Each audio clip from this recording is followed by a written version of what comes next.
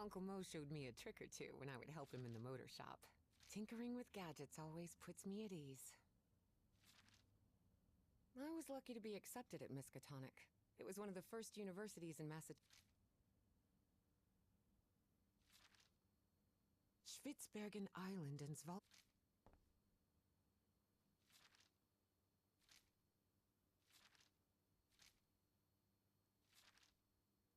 I've ser-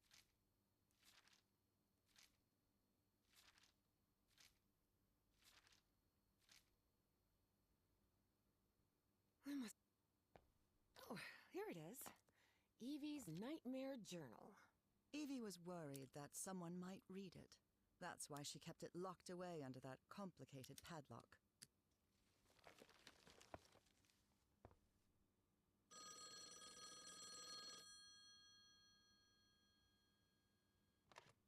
Yes, Is this...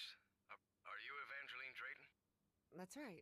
Who am I talking to? I am the Dean of Archaeology at Miskatonic University. I believe you wanted to ask me some questions, right? Yes.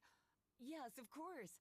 It's a pleasure to finally meet you, Professor Meet me today at 6 p.m. at 5 Prospect Road, outside of Boston. Boston? That's almost a 2-hour train ride from Arkham. I thought Do you want to talk or not? Yes, yes, of course. I'll be there.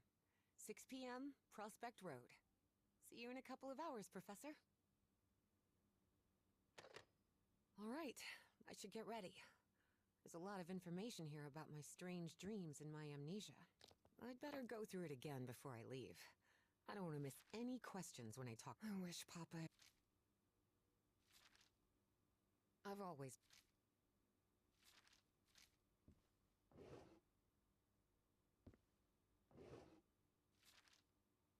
The hydrangea found...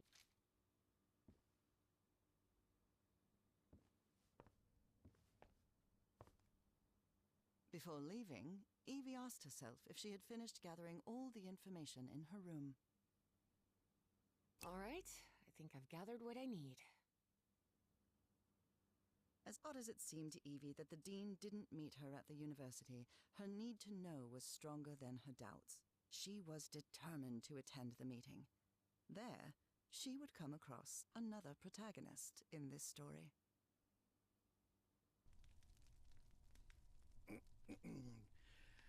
So, you have finally decided to talk to that young lady, Professor.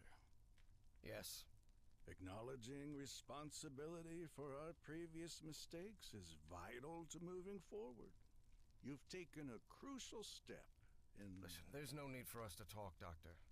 The only reason I let you into my house is because you insisted it was necessary to prescribe my medication.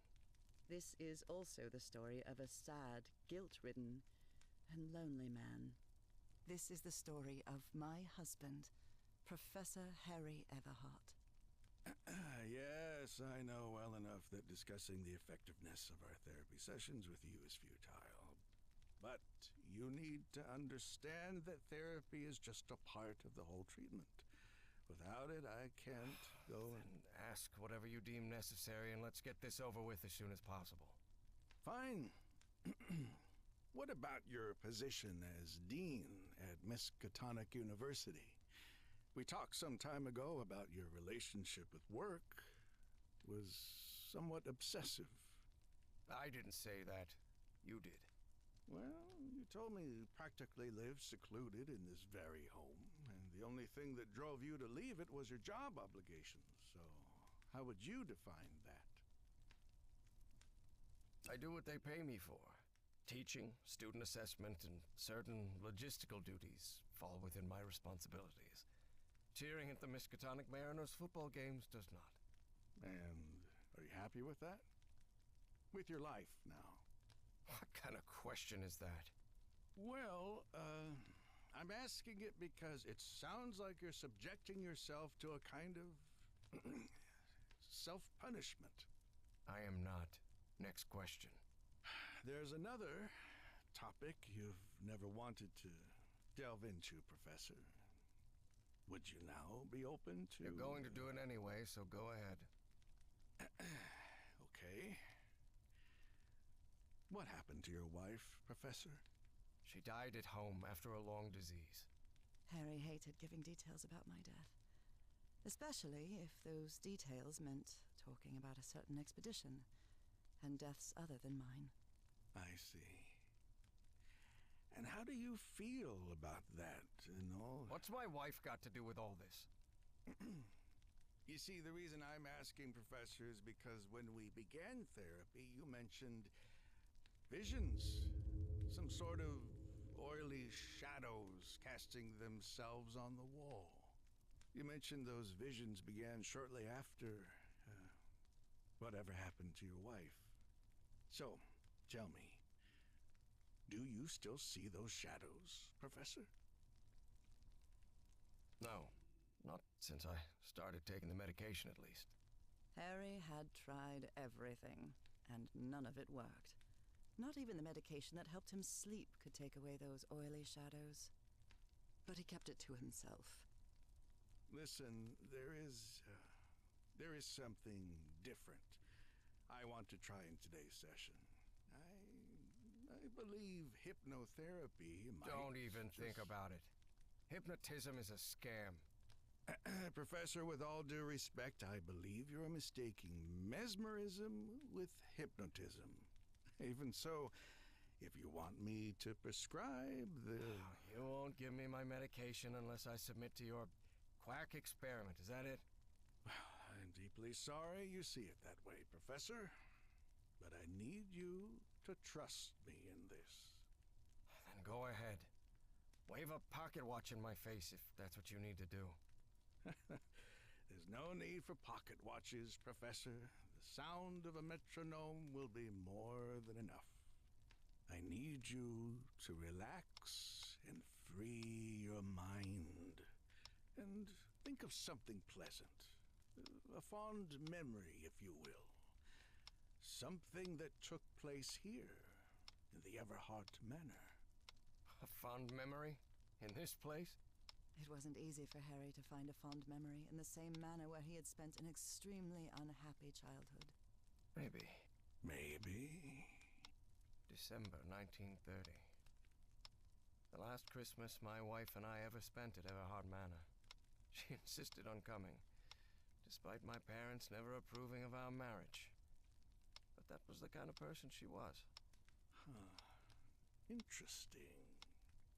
Tell me more about it, Professor Everhart. Every time I gave her a present, I prepared a little scavenger hunt. She loved it. She loved solving my stupid riddles. As you may have noticed, this story has more than one protagonist. And though I am not one of them, I believe I, Nora Everhart, play a crucial part in it. Can I open my eyes now, Harry? Not yet. We're almost there. Let me open the door and... Now, open your eyes. Oh, look what you've prepared. It's another one of your scavenger hunts, huh? Of course, old pal. Now, if you want your present, you'll have to earn it. Can I use my journal to write down clues? Well, technically that's against the rules, but I'll turn a blind eye this time. You're so kind.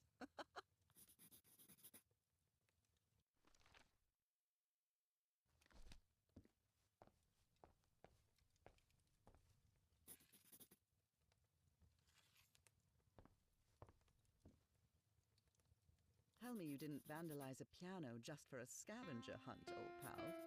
Nora, what do you think I am? It's just... Wait. There's something wrong in this memory. This wasn't... Ignore it. Focus on that moment. Your wife. That happy memory.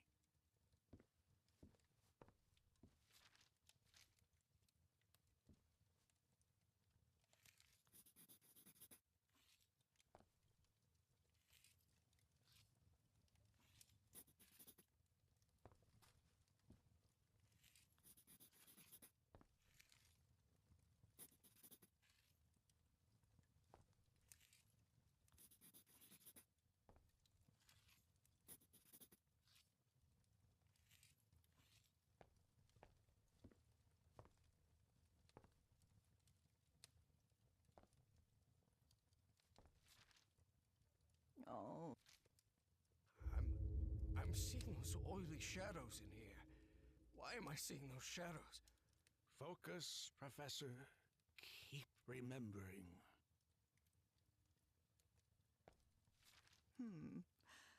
What are you up to now? Oh boy, what a... This darkness. Everhard Manor. My house is not... Professor, don't drift off. Keep going. Do you remember when we slow danced to dear old pal of mine at Maddie's house? The end of the Great War Party and our first kiss. How could I forget?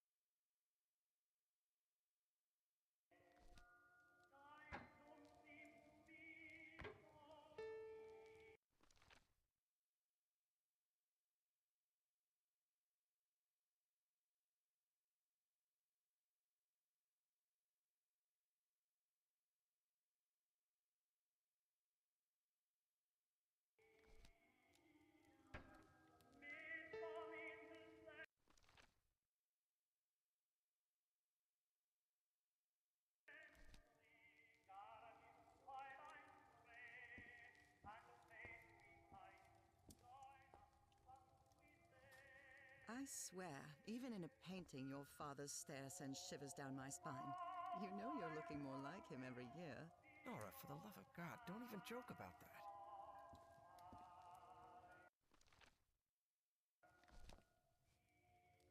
I wonder what my darling husband is keeping locked up in here. You'll have to put that brain of yours to work to find it.